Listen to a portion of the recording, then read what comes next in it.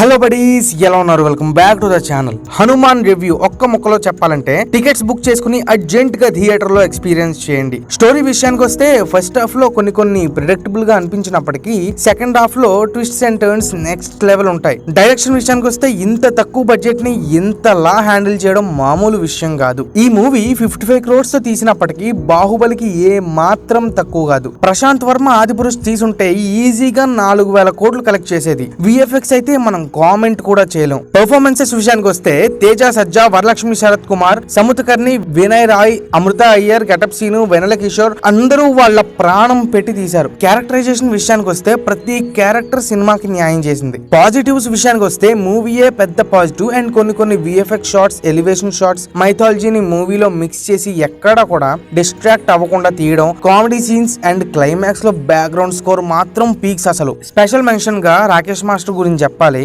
ఒక experienced actor ని scene పైన చూసినట్టు అనిపించింది. సత్య క్యారెక్టర్ కూడా చాలా బాగుంది. Hour rating is 5/5. యాక్చువల్ గా ఈ సినిమాకి రేటింగ్ తో పని లేదు. కళ్ళు మూసుకుని టికెట్ బుక్ చేసుకుని సినిమా చూడొచ్చు. ఎందుకంటే ఈ మూవీకి 5 కి మించి ఇవ్వాలి, బట్ మనకు ఆ ఛాన్స్ లేదు కాబట్టి కేవలం 5/5 ఇవ్వడం జరిగింది. మన నెక్స్ట్ జనరేషన్స్ కి హిందూ మైథాలజీ కానీ లేకపోతే అప్కమింగ్ డైరెక్టర్స్ కానీ విఎఫ్ఎక్స్ ఆర్టిస్ట్స్ కానీ యాక్టర్స్ కానీ ఈ మూవీ ఒక లెసన్ గా మిగిలిపోతుంది.